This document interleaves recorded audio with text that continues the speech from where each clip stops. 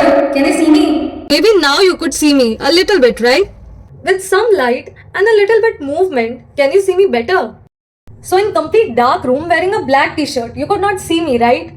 This method is called camouflage and this is used by prey as well as predators to become invisible to save their life or to hunt.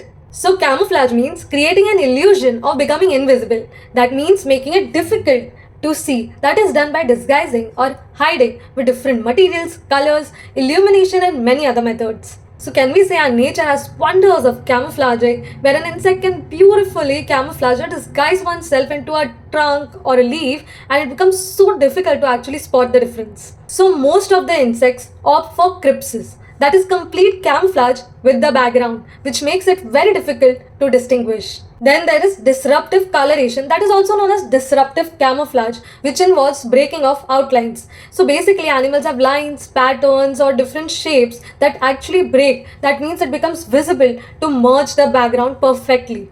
So it involves two high contrasting colors or patterns which actually creates an illusion of fake depth.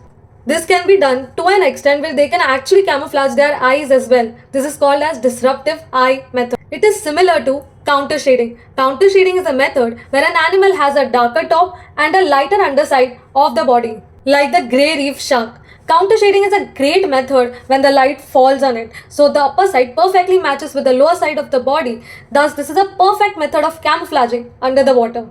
One of the most interesting method of camouflaging is counter illumination, that is majorly seen in marine animal like firefly squid that produces light to match the background in wavelength and brightness. This is called as bioluminescence.